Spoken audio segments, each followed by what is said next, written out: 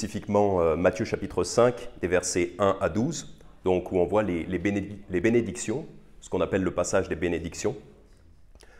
Alors, pourquoi ce sermon? Eh bien, parce que j'ai remarqué que dans mes prédications récemment, il y avait relativement peu des paroles du Christ, des paroles directes de Jésus.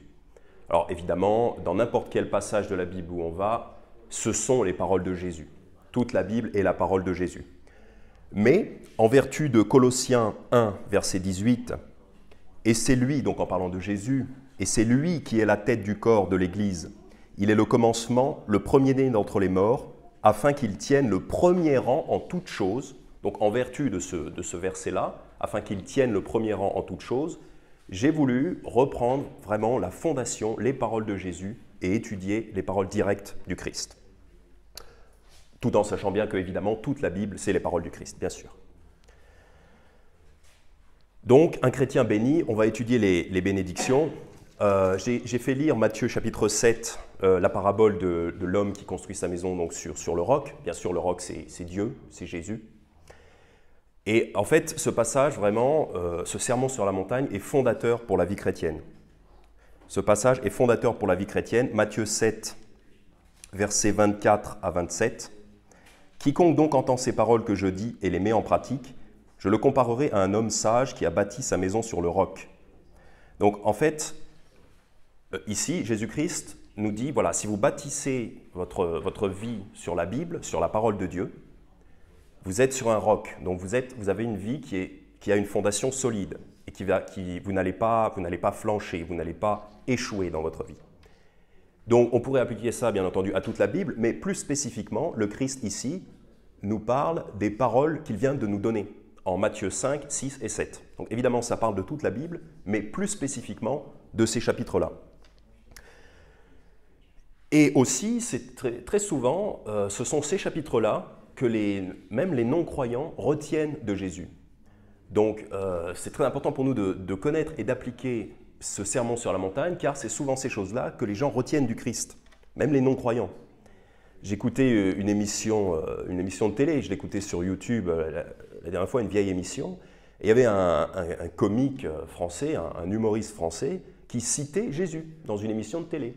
L'émission a peut-être 20 ans, 10 ou 20 ans, et j'étais très impressionné, cet humoriste citait Jésus en disant « Jésus a dit, fais du bien à tes ennemis et prie pour ceux qui te persécutent », alors que cet homme n'est très certainement pas chrétien, mais pourtant il connaissait cette notion-là, il connaissait cette doctrine du Seigneur Jésus-Christ.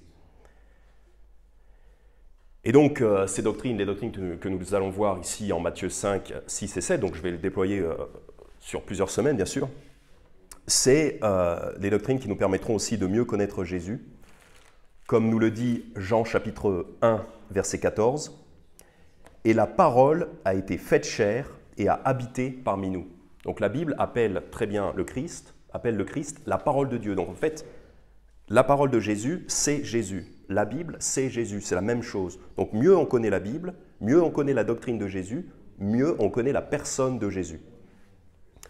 Jean 1, verset 14, « Et la parole a été faite chair et a habité parmi nous, et nous avons contemplé sa gloire, une gloire comme celle du seul engendré du Père, pleine de grâce et de vérité. » Donc voilà, en connaissant mieux la doctrine de Jésus, nous allons mieux connaître Jésus lui-même. Et ça, c'est très important pour nos vies chrétiennes.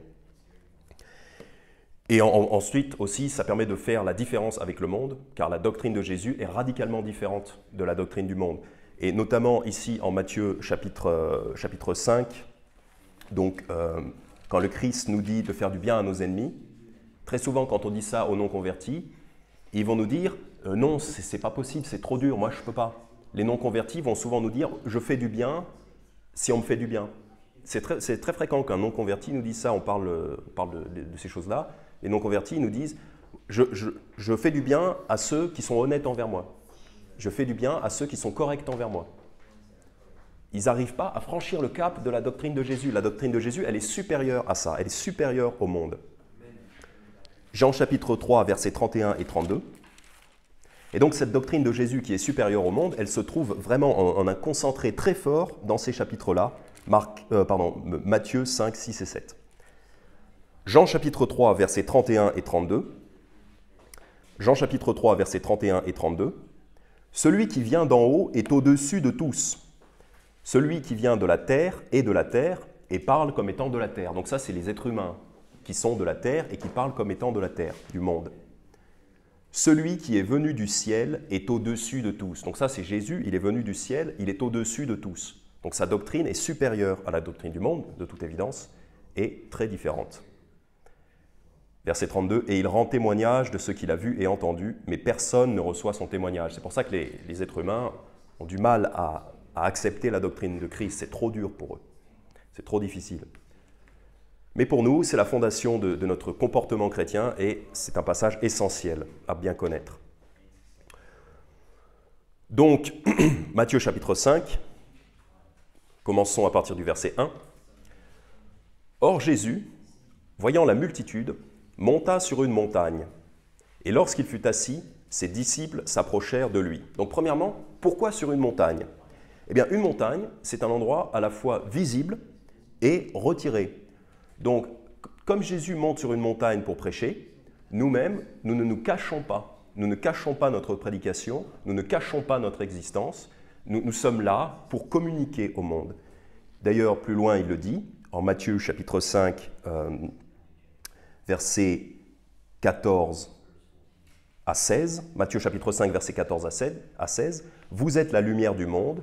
Une ville située sur une montagne ne peut être cachée. » Donc ça, c'est la ville de Sion, elle est sur une montagne, ça symbolise la chrétienté, l'Église. On ne peut pas cacher ça, et il ne faut pas cacher ça. On ne cache pas nos doctrines, on ne cache pas notre existence. Les églises underground, ce n'est pas biblique. Verset 15, « Et on n'allume point une chandelle pour la mettre sous un boisseau, mais sur un chandelier, et elle éclaire tous ceux qui sont dans la maison. Que votre lumière luise ainsi devant les hommes, afin qu'ils voient vos bonnes œuvres et qu'ils glorifient votre Père qui est dans le ciel. » Donc ici, je pense que Jésus monte sur une montagne, tout simplement parce qu'il n'a rien à cacher. Tout le monde peut voir qu'il est sur cette montagne. Donc c'est un endroit à la fois visible. Acte 26, versets 24 à 26. Donc ça, c'est un excellent témoignage de Dieu voulant, on pourrait dire ces choses-là. Acte 26, versets 24 à 26. Donc là, c'est quand Paul est devant Agrippa, il prêche l'Évangile. Acte 26, versets 24 à 26.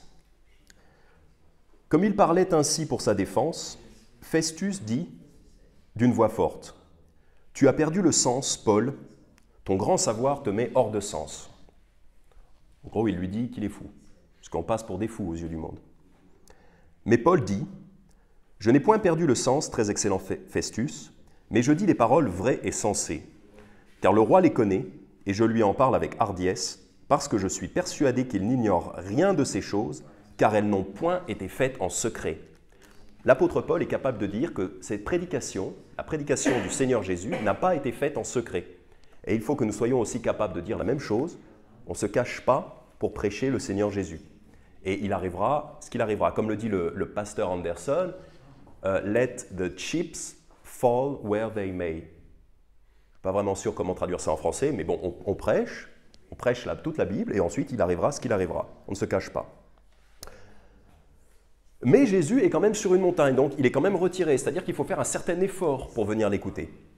Et c'est pareil de nos jours, il faut faire un certain effort pour être un disciple de Jésus, il faut le vouloir, c'est sur la base du volontariat, il faut quand même monter sur cette colline. On le voit ici au verset 1. Et lorsqu'il fut assis, ses disciples s'approchèrent de lui. Donc ce n'est pas toute la foule qui est en haut de la montagne, c'est seulement ses disciples. Donc on ne sait pas exactement combien de disciples, mais c'est seulement les disciples qui sont volontaires pour faire l'ascension de la montagne. Il faut faire un certain effort pour suivre Jésus. Ça, c'est une vérité. Être sauvé, c'est gratuit, aucun effort nécessaire.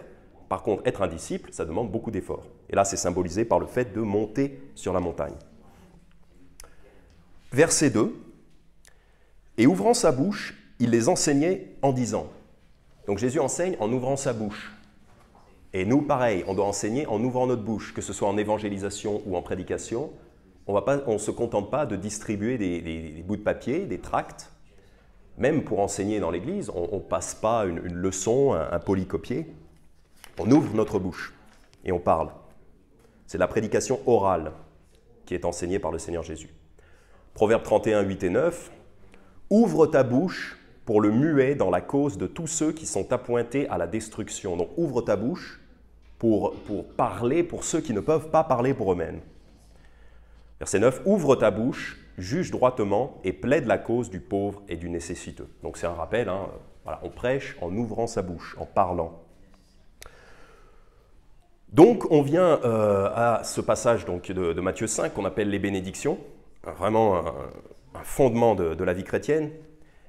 Et à chaque fois il dit « bénissons ceux qui, bénissons les... » Et donc si on veut avoir une vie chrétienne réussie, si on veut avoir du succès dans notre vie chrétienne, il faut qu'on arrive à s'identifier avec ces bénédictions-là du Seigneur Jésus. Donc, pour qu'on arrive à s'identifier avec ces bénédictions-là, on va voir rapidement, hein, ça pourrait prendre beaucoup plus longtemps, mais on va essayer de voir assez rapidement ces bénédictions. Et qu'est-ce que ça signifie? Qu'est-ce que signifient ces bénédictions?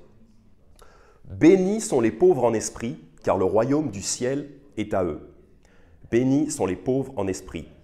Alors, les pauvres en esprit, il y a une formulation qui est un petit peu semblable, un petit peu plus loin dans Matthieu chapitre 19. « Bénis sont les pauvres en esprit, car le royaume du ciel est à eux. » En Matthieu 19, au verset 13 et 14, il est dit « Alors on lui amena de petits enfants, afin qu'il leur imposât les mains et qu'il pria, mais les disciples les reprenaient. Mais Jésus dit « Laissez les petits enfants et ne les empêchez point de venir à moi, car à de tels est le royaume du ciel. » Donc en Matthieu 5, il dit « Le royaume du ciel, c'est pour les pauvres en esprit. » En Matthieu 19, Jésus dit « Le royaume du ciel, c'est pour les petits enfants. » Donc j'en conclus que les pauvres en esprit, c'est des gens qui ont un peu cet esprit d'enfant, qui croient facilement, qui sont prêts à accepter les choses, qui croient facilement et qui n'ont pas un ego très fort. Le contraire de quelqu'un qui est pauvre en esprit, c'est quelqu'un donc qui a un esprit fort, c'est quelqu'un qui a un fort caractère, comme on dit. Quelqu'un qui a un ego très développé, quelqu'un qui va souvent dire « moi je pense que, je crois que, j'en suis arrivé à la déduction que ». Et cette attitude, donc pourquoi le royaume du ciel est aux pauvres en esprit? Parce que si vous êtes le contraire d'un pauvre en esprit, si vous avez un fort caractère, un fort ego, vous avez du mal à accepter les idées qui viennent de Dieu. Car les idées qui viennent de Dieu, notamment l'Évangile, c'est complètement différent des idées humaines. En Marc 1, chapitre 15, le Seigneur Jésus dit « Le temps est accompli et le royaume de Dieu est proche. Repentez-vous et croyez à l'Évangile. » Donc pour croire à l'Évangile, il faut se repentir, c'est-à-dire il faut abandonner la pensée de tout ce qui n'est pas conforme à l'Évangile. Parce qu'on ne peut pas croire à l'Évangile si on n'a pas abandonné toutes nos idées qui sont contre l'Évangile. Par exemple, un musulman, s'il veut croire à l'Évangile, doit arrêter d'être musulman. Voilà, c'est ça la repentance à l'égard du salut. Et donc, pour que cette repentance s'opère dans l'esprit d'une personne, il faut que cette personne soit d'un esprit pauvre, c'est-à-dire prêt à accepter les idées qui sont contraires à sa pensée. Contraires à sa pensée. L'esprit, quelqu'un qui a un esprit fort, c'est quelqu'un qui est proche de l'orgueil, en fait. Psaume 106, versets 32 et 33. Psaume 106, versets 32 et 33. Je vais juste lire le verset 33. « Car ils résistèrent à son esprit, et il parla légèrement de ses lèvres. » En fait, ça parle de Moïse. Quand les Israélites se plaignaient de n'avoir rien à boire, ils se sont plaints auprès de Moïse. Et en fait, Moïse s'est énervé. Ils ont résisté à son esprit. Donc c'était l'esprit du peuple contre l'esprit de Moïse. Et les esprits se sont échauffés. On dit ça, les esprits se sont échauffés. Parce que les deux avaient leur orgueil. Les deux avaient un ego fort. Et c'est pour ça que Moïse a parlé légèrement de ses lèvres. C'est-à-dire qu'en fait, il a frappé le rocher avec un bâton alors qu'il aurait dû parler au rocher. Et c'était une faute. Et il a fait cette faute parce que le peuple s'était opposé à son esprit, avait provoqué son esprit. Bon, en fait, c'est un peu ça, avoir un esprit fort, c'est avoir un fort caractère et avoir un orgueil qui monte, qui grandit comme ça. Donc, bénis sont les pauvres en esprit, car le royaume du ciel est à eux. Eh bien, qu'est-ce qu'on peut en tirer de ça? Eh bien, nous-mêmes, dans nos vies, déjà pour avoir été sauvés, il a fallu que nous acceptions l'Évangile et ça a demandé une certaine humilité d'esprit. Ça a demandé de faire taire notre ego, notre orgueil. Et dans notre vie chrétienne, il faut qu'on continue à avoir cette attitude humble, envers la parole de Dieu. Il faut qu'on continue à être capable d'accepter les réprimandes de Dieu en faisant taire notre ego surdimensionné. Et aussi, en évangélisation, ne perdez pas votre temps avec des gens qui ont cet esprit fort, qui sont riches en esprit, qui ont un fort caractère. Ça mène à rien. Ensuite, bénédiction suivante. Bénis sont ceux qui mènent deuil, car ils seront consolés. Donc ça, c'est contre-intuitif. Bénis sont ceux qui mènent deuil, bénis sont ceux qui sont tristes, car ils seront consolés. Pourquoi on serait béni quand on est triste? Eh bien, tout d'abord parce que quand on est triste, on partage les sentiments du Seigneur Jésus. Le Seigneur Jésus, en Ésaïe 53, verset 3, Ésaïe 53, verset 3, la Bible nous parle du Seigneur Jésus en disant, Ésaïe 53, 3, « Méprisé, délaissé des hommes, homme de douleur et connaissant la souffrance, comme un homme devant qui on se couvre le visage, si méprisé que nous n'en faisions aucun cas. » Donc la Bible parle très bien du Seigneur Jésus comme d'un homme de douleur et de souffrance. Quand nous avons ce chagrin, nous partageons les sentiments du Seigneur Jésus.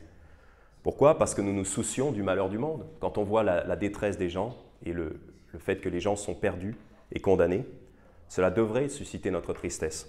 Il faut qu'on fasse cet examen de nous-mêmes. Est-ce que nous sommes tristes pour les gens qui meurent? Ayons cette empathie qui nous poussera à l'action. Et le monde est un endroit triste car les gens meurent sans espoir, sans Dieu, étant sans Dieu, sans espoir dans le monde. Ensuite, pourquoi vous pouvez vous réjouir quand vous menez deuil? Eh bien, c'est parce que Dieu aime agir pour les gens tristes. Psaume chapitre 9, verset 12. Il y a beaucoup d'exemples de ça dans la Bible. Je vais en donner juste 2. Psaume 9, verset 12. En fait, le Seigneur est proche des affligés. Parce que quand on est affligé, on est humilié, on est plus humble, et le Seigneur a plus de facilité à se rapprocher de cette personne, pour aider cette personne. Ça rend meilleur, la souffrance rend meilleur. Psaume 9, verset 12. « Car il venge le sang versé, et il s'en souvient. Il n'oublie point le cri des affligés. » Donc le Seigneur entend quand vous êtes triste, quand vous êtes affligé, il vous entend, et il se rapproche de vous. Psaume 10, verset 17. « Éternel, tu entends le souhait des affligés. Affermis leur cœur, prête-leur une oreille attentive. » Là encore, Éternel, tu entends le souhait des affligés. Donc quand on est affligé, c'est une façon d'être plus proche de Dieu. Et puis c'est une façon aussi de se remettre en question. 1 Pierre chapitre 1, versets 6 et 7. Une autre raison aussi pour la tristesse. 1 Pierre chapitre 1, versets 6 et 7.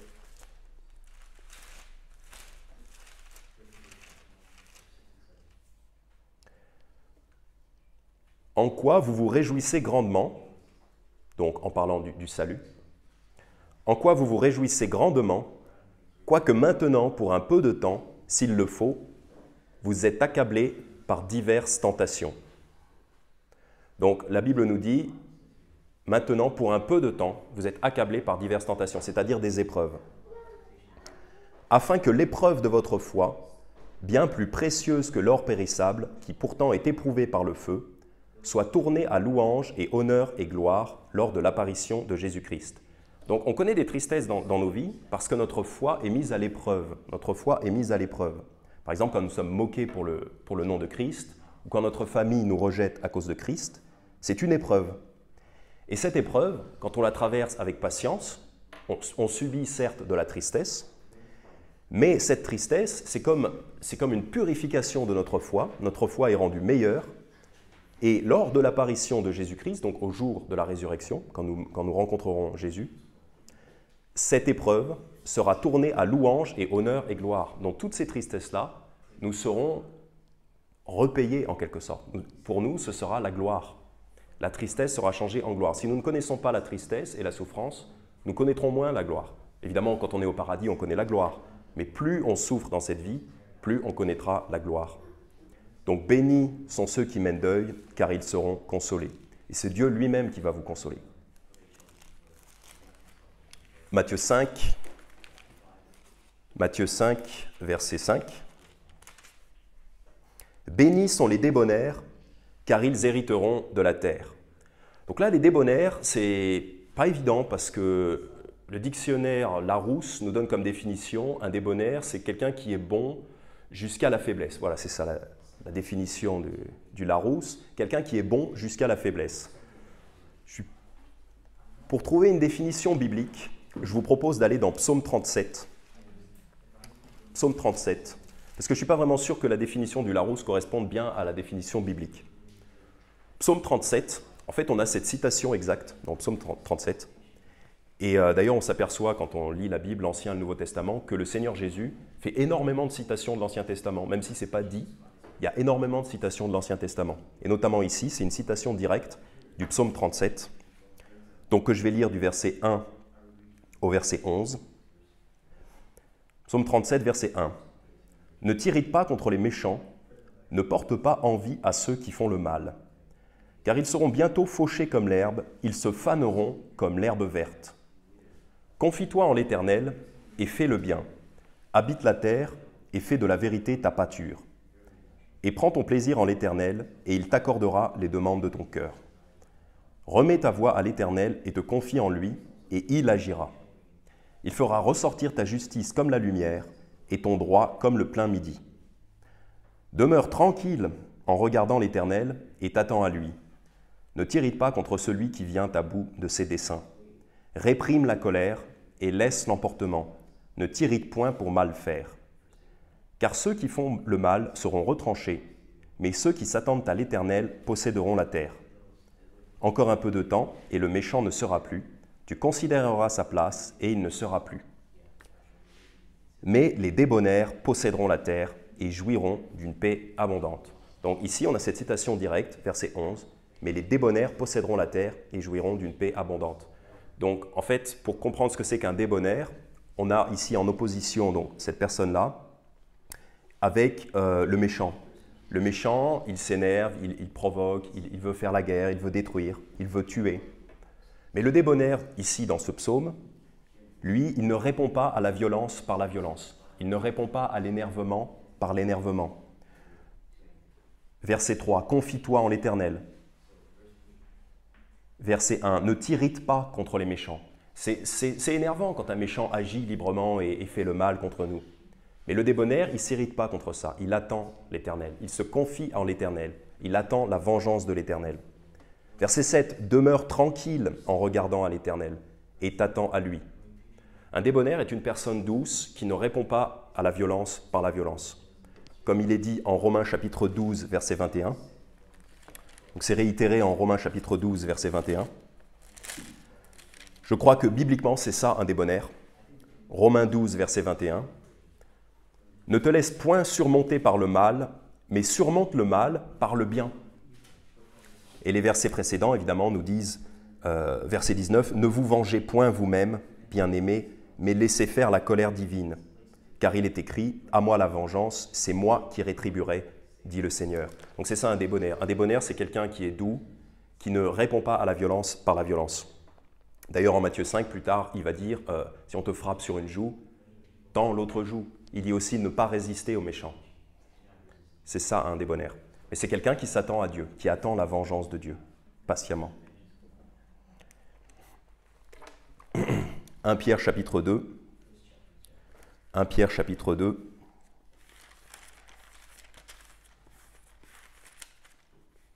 Versets 21 à 23. 1 Pierre chapitre 2, versets 21 à 23. Donc le Christ, c'est l'exemple du débonnaire par excellence. 1 Pierre chapitre 2, verset 21.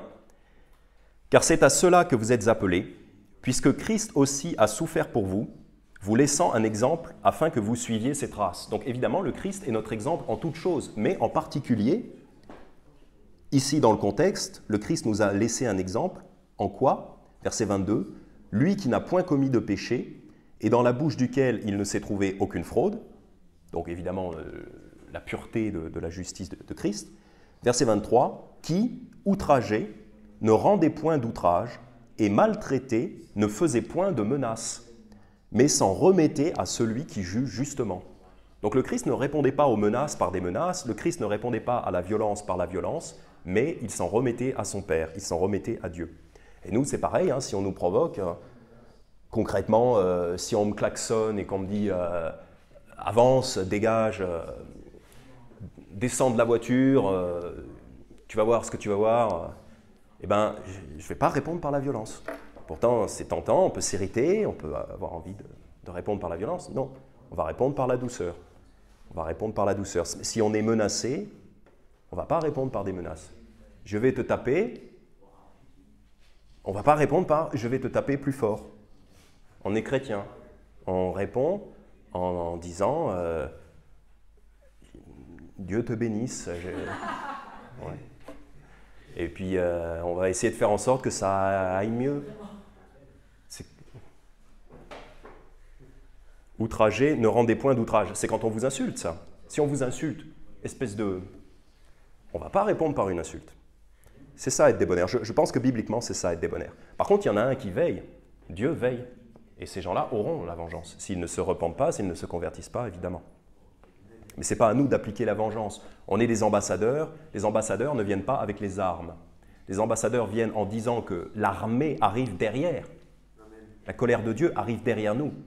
Mais ce n'est pas nous qui portons la colère de Dieu, avec les armes, avec les insultes, avec les menaces. Matthieu 5, on continue les bénédictions. Donc soyons débonnaires, soyons doux, ne rendons pas l'insulte pour l'insulte, ne rendons pas la menace pour la menace et la violence pour la violence. On combat par les armes de l'esprit. Matthieu 5, verset 6, « Bénis sont ceux qui ont faim et soif de la justice, car ils seront rassasiés. » Combien parmi nous peuvent comprendre ce verset au plus profond d'eux-mêmes? Parce que dans la vie, car nous étions absolument révoltés par toutes les injustices, les horreurs du monde, et c'est souvent ça qui nous a conduits au salut. Plusieurs d'entre nous, peut-être même chacun d'entre nous, c'est quand on a faim et soif de la justice comme d'un besoin vital. Eh bien, le Seigneur promet, ces gens-là seront rassasiés. Donc, ayons cette faim et même prions Dieu pour avoir ce besoin vital de justice et de justice, oui, dans nos vies, car ils seront rassasiés, c'est sûr. Si vous désirez ces choses-là, vous allez les obtenir. Et c'est pour ça que plusieurs d'entre nous ont été sauvés. C'est parce qu'ils désiraient la justice. Et quand on désire la justice, Dieu nous nourrit de la justice. C'est sûr, c'est une promesse sûre. Donc, comme c'est une promesse sûre, profitons-en. Profitons-en. Désirons la justice. Déjà pour être sauvé, là, déjà, et puis ensuite pour vivre droitement. Ça, c'est une bonne prière à faire à Dieu. Seigneur, aide-moi à désirer les bonnes choses, aide-moi à désirer ta justice. Et il va nous le donner à coup sûr. Psaume 119, verset 155. Psaume 119, verset 155. Ça, c'est les gens qui ne sont pas sauvés. Psaume 119, verset 155. Le salut est loin des méchants parce qu'ils ne recherchent point tes statuts. Donc les méchants, ils s'en fichent de la justice. Et puis bon, comme ils s'en fichent de la justice, ils ne seront pas sauvés. Puisque pour eux, tout va bien, il n'y a pas de problème, le péché, il n'y a pas de péché, c'est pas grave, il n'y a pas de Dieu, il n'y a pas de vengeance, ni de justice, ni rien. Le salut est loin de ces gens-là. Nous, c'est le contraire. Nous, on a aimé la justice. C'est pour ça que le salut, on a pu l'accepter. Psaume 119, verset 97. Psaume 119, verset 97 à 104. Psaume 119, verset 97 à 104. « Oh, combien j'aime ta loi, c'est ce dont je m'entretiens tout le jour. » Donc c'est ça, avoir faim et soif de la justice, c'est avoir faim et soif de la parole de Dieu aussi. « Tu me rends plus sage que mes ennemis par tes commandements, car ils sont toujours avec moi. » Ils sont toujours avec moi, c'est-à-dire qu'on est toujours en train de méditer sur la Bible. Ou la lire, ou la méditer, ou l'écouter. « J'ai passé en prudence tous ceux qui m'avaient enseigné, parce que tes témoignages sont mon entretien. Je suis plus entendu que les anciens, parce que j'ai gardé tes commandements. J'ai détourné mes pas de tout mauvais chemin, afin d'observer ta parole. Je n'ai pas dévié de tes ordonnances, car c'est toi qui m'as enseigné. Que ta parole est douce à mon palais, plus douce que le miel à la bouche. » Voilà la faim. Quand on a vraiment faim de la justice, on aime la parole de Dieu. 104. À travers tes préceptes, j'acquiers de l'entendement. C'est pourquoi je hais toute voie de mensonge. Je haïs tout ce qui n'est pas juste, tout ce qui n'est pas de Dieu, tout ce qui n'est pas la Bible. Je haïs toutes ces doctrines. Pourquoi? Eh bien parce que la Bible, parce que j'aime la justice, voilà, parce que j'ai faim et soif de la justice. Donc les voies injustes, les voies de mensonge, je les déteste.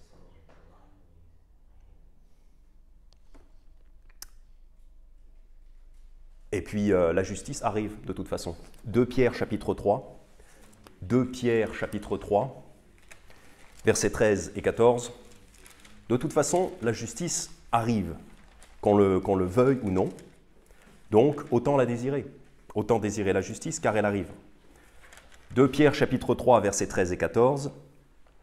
Or, nous attendons, selon sa promesse, donc comme c'est une promesse de Dieu et que Dieu ne peut pas mentir, c'est sûr que ça arrive. Or, nous attendons, selon sa promesse, de nouveaux cieux et une nouvelle terre où la justice habite. Voilà, la justice arrive. C'est pourquoi, bien-aimés, en attendant ces choses, efforcez-vous d'être trouvés sans tâche et sans reproche devant lui dans la paix. Donc évidemment, il faut faire ces efforts-là dans nos vies, à nous, pour être trouvés sans reproche devant Dieu. Et quel plaisir quand la justice de Dieu tombe. Desmond Tutu, il paraît que Desmond Tutu est enfin passé à la rencontre du Seigneur. Donc il est en enfer. C'est un homme, un faux prophète. Je ne sais pas quelle église catholique ou je ne sais pas quelle église protestante. Anglican. Ouais. Je dis catholique comme d'un terme générique qui regroupe un petit peu toutes les fausses églises. Donc Desmond Tutu, j'ai appris que Desmond Tutu était mort. C'est un homme qui s'était fortement opposé au pasteur Anderson. Il est enfin mort et on peut s'en réjouir parce que c'est la justice. C'était un faux prophète. Donc comme il est enfin passé l'arme à gauche, il y a un grand poids qui s'enlève du monde. Il y a une grosse épine qui s'enlève dans notre pied. Psaume 58, versets 10 et 11. Donc quand on a faim et soif de justice, on aime ça, quand enfin la justice tombe violemment sur quelqu'un, sur un méchant. Psaume 58, versets 10 et 11. Le juste se réjouira lorsqu'il aura vu la vengeance. Gloire à Dieu, ce méchant est enfin mort. Il baignera ses pieds dans le sang du méchant. Et l'on dira, oui, il y a du fruit pour le juste. Oui, il y a un Dieu qui fait justice sur la terre. Enfin, l'homme infâme est mort. Enfin, l'homme violent est mort. On peut se réjouir. Et quand on aime la justice, on aime quand enfin la justice est exécutée sur quelqu'un. Combien de fois on entend même dans le monde, auprès de nos collègues de travail, par exemple, les gens qui sont outrés, par exemple, il y a des violeurs, des gens qui commettent un viol et qui vont en prison pour, je ne sais pas, quelques mois et qui ressortent. Mais c'est atroce, c'est horrible. Et on entend même des non-sauvés qui disent il faudrait la peine de mort pour ces gens. Mais oui, il faudrait la peine de mort pour ces gens. On pourrait en être libéré, on pourrait avoir ce poids qui s'enlève de notre cœur quand ces gens-là, enfin, subissent la vengeance de Dieu. Et on pourrait dire, oui, il y a du fruit pour le juste, oui, il y a un Dieu qui fait justice sur la terre. Donc c'est ça aussi, avoir faim et soif de la justice. Matthieu 5. Donc soyons zélés pour la justice. Détestons le mal et désirons la justice. Parce que si on n'est pas comme ça, si on ne désire pas la justice, même on n'est pas crédible, même auprès des non-sauvés. Parce qu'il y a des non-sauvés qui ont un sens de la justice. Donc il faut que nous aussi, on ait un sens de la justice. Et justice égale vengeance, la vengeance de Dieu. Donc Matthieu 5, verset 7. « Bénis sont les miséricordieux, car ils obtiendront miséricorde. » La définition du Larousse de la miséricorde, c'est... Alors, il y a deux définitions. Première définition, c'est la sensibilité au malheur d'autrui. Donc, soyons sensibles au malheur d'autrui, comme le dit le Proverbe 19, verset 17, par exemple. Par exemple, Proverbe 19, verset 17. «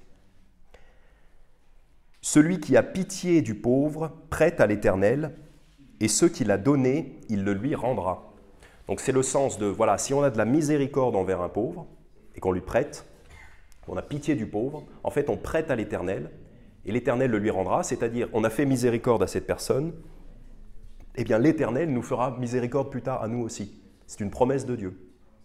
Donc c'est vraiment le sens direct de cette parole du Seigneur Jésus. Bénis sont les miséricordieux, car ils obtiendront miséricorde.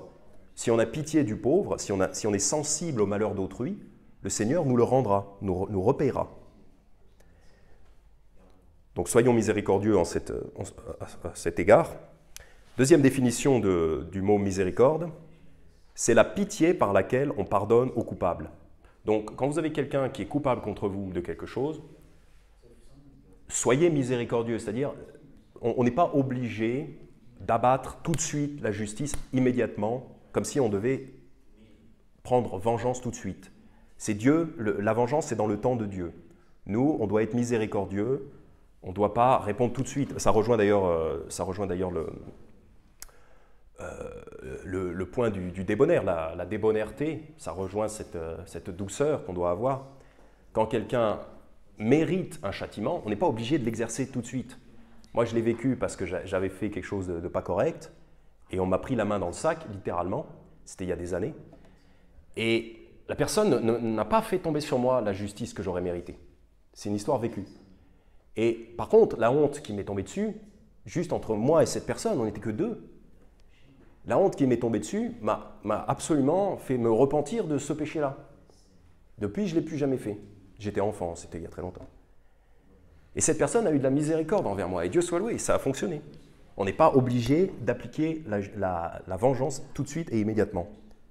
On peut avoir cette pitié par laquelle on pardonne aux coupables, parce que nous savons bien que Dieu a eu pitié de nous, coupables. Dieu a pitié de tous les hommes, puisqu'il a envoyé son Fils Jésus pour tous les hommes. Donc soyons miséricordieux, c'est-à-dire ayons même pitié des coupables, comme Christ a eu pitié de nous, qui étions coupables. Verset 8, « Bénis sont ceux qui ont le cœur pur, car ils verront Dieu. » Bénis sont ceux qui ont le cœur pur, car ils verront Dieu. Donc qu'est-ce que c'est qu'avoir le cœur pur? Jacques, chapitre 4, verset 8.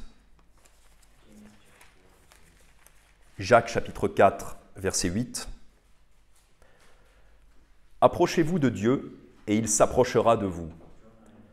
Pécheurs, nettoyez vos mains, et vous qui avez le cœur partagé, purifiez vos cœurs. » Donc là, il nous dit, purifiez vos cœurs, vous qui avez le cœur partagé. Donc un cœur qui n'est pas pur, c'est un cœur qui est partagé. C'est-à-dire, une moitié de ma volonté, une moitié de mon cœur, une moitié de ma volonté a choisi de suivre le Christ, mais l'autre moitié est toujours attachée aux choses du monde. Par exemple, il y a certains péchés que je n'ai pas envie d'abandonner. Il y a certaines choses dans la vie chrétienne que je n'ai pas envie de faire. Je suis à moitié engagé pour le Christ.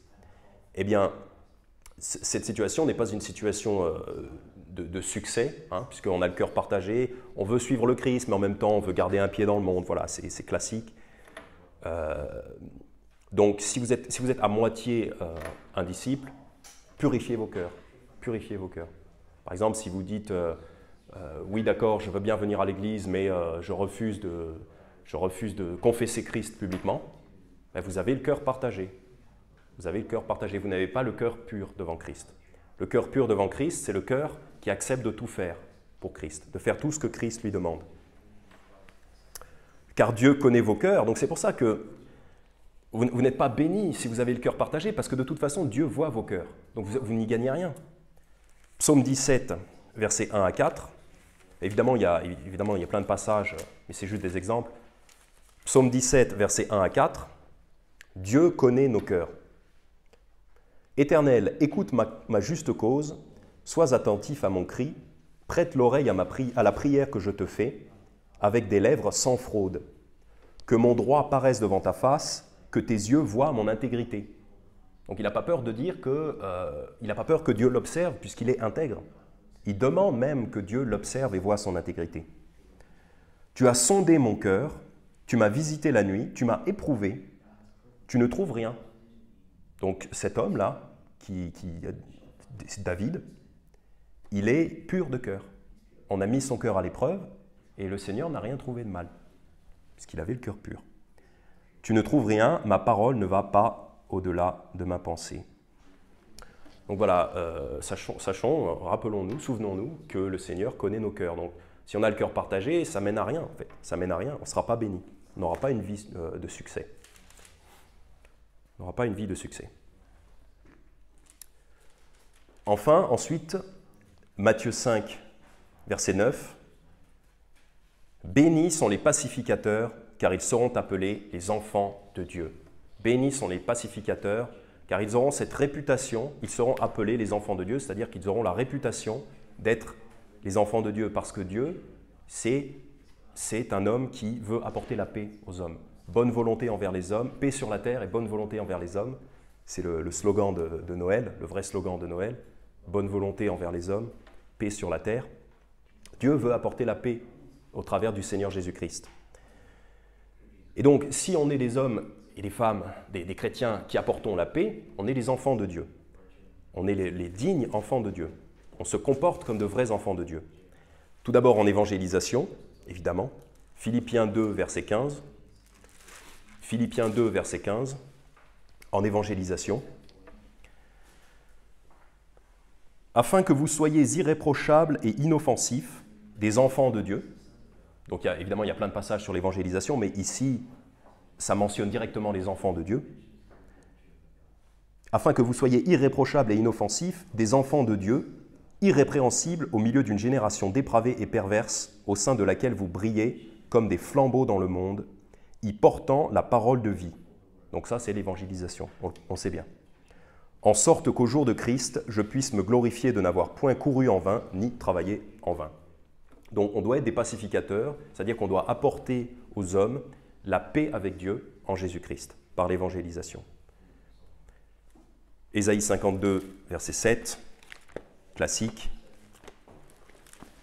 Ésaïe 52, verset 7. « Qu'ils sont beaux sur les montagnes, les pieds de celui qui apporte de bonnes nouvelles, qui publie la paix. Qui apporte un bon message, qui publie le salut, qui dit à Sion, ton Dieu règne. » Donc voilà, on publie la paix. Et aussi, entre nous, soyons des pacificateurs entre nous. Donc il faut que, dans l'Église, il faut que la paix règne. Voilà, il ne faut pas qu'il y ait des tensions de la moitié contre l'autre moitié, un tel qui a du ressentiment contre un tel, etc. Il faut arriver à pacifier ces choses-là au sein de l'Église, entre nous. Colossiens 3, versets 13 à 15. Donc comportons-nous comme des enfants de Dieu, dignement, et soyons en paix entre nous. Colossiens 3, versets 13 à 15. Vous supportant l'un l'autre, parce que des fois on fait des choses qui sont à la limite du supportable, mais pourtant il faut quand même se supporter. Et vous pardonnant l'un l'autre, parce qu'on va s'offenser les uns les autres, donc il faut se pardonner. Si l'un a quelque sujet de plainte contre un autre, comme Christ vous a pardonné, vous aussi faites de même. Et par-dessus toutes ces choses, revêtez-vous de la charité, qui est le lien de la perfection. Et que la paix de Dieu, à laquelle vous avez été appelés en un seul corps, règne dans vos cœurs et soyez reconnaissants. Donc au verset 15, il nous dit, voilà, la paix de Dieu, à laquelle vous avez été appelés en un seul corps. On a été appelés en Église, pas pour lutter les uns contre les autres, mais pour être en paix ici. Parce qu'en plus, dans le monde, il n'y a pas beaucoup de paix. Mais entre nous, au moins, soyons en paix. Et enfin, c'est les derniers versets de ces bénédictions. Matthieu 5, versets 10, 11, 12. « Bénis sont ceux qui sont persécutés à cause de la justice, car le royaume du ciel est à eux. » Le royaume du ciel est à eux de la même façon que les pauvres en esprit, du verset 3. Les gens qui sont persécutés à cause de la justice, en fait, c'est la preuve qu'ils sont sauvés, en quelque sorte, parce que s'ils sont persécutés pour la justice, c'est que forcément, ils sont dans la justice, puisqu'ils sont persécutés pour la justice. C'est comme une marque, une preuve du fait qu'on appartient à Dieu. C'est qu'on va être persécuté. Vous serez bénis lorsqu'à cause de moi, on vous dira des injures, qu'on vous persécutera et qu'on dira faussement contre vous toutes sortes de mal. Et là, évidemment, c'est contre-intuitif.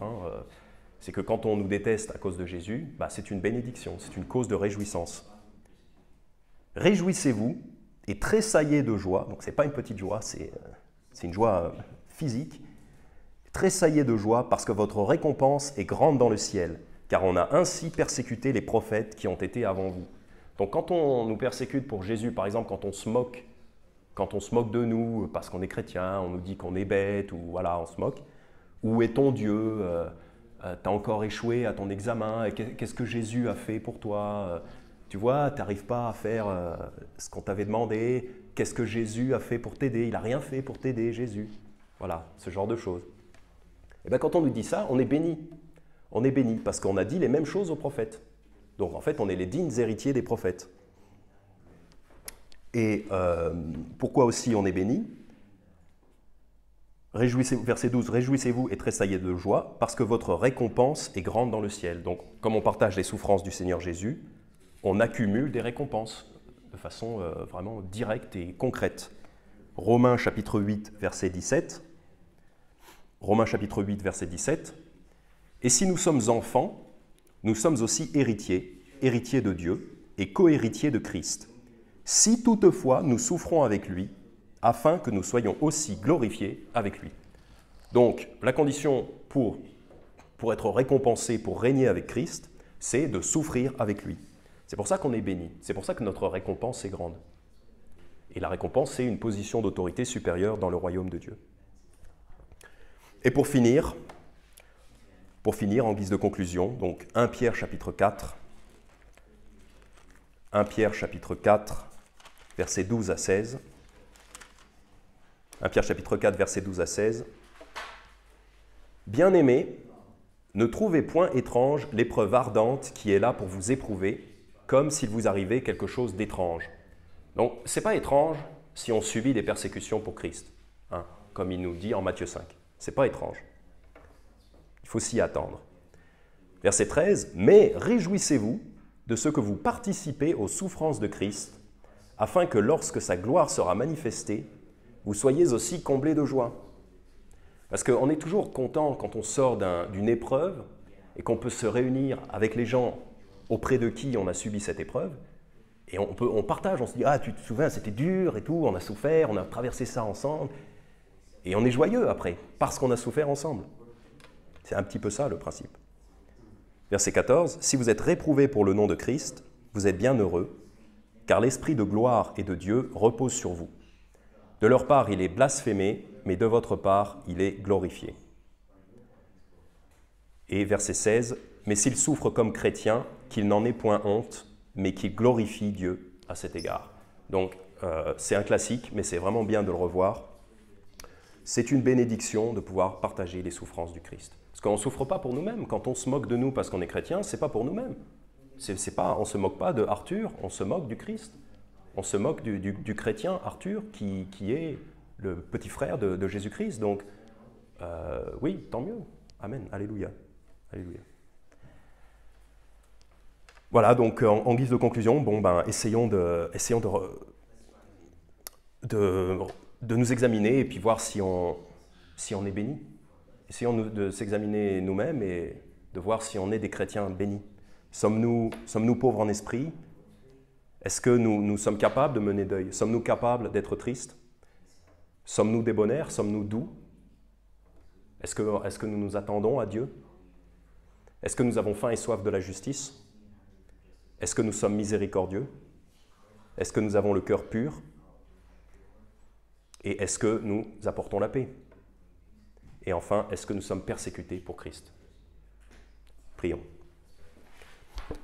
Père Céleste, merci pour ta parole. Nous te prions que tu nous aides à nous souvenir de ces choses et à les appliquer dans nos vies. Père, merci pour la grâce que tu nous fais de souffrir pour le nom de ton Fils. Aide-nous à être de meilleurs chrétiens, aide-nous à vraiment intérioriser ces paroles et ces commandements, ces doctrines. Et oui, Père, merci pour chaque fois où tu nous permets de partager les souffrances de Jésus. En son nom, Amen.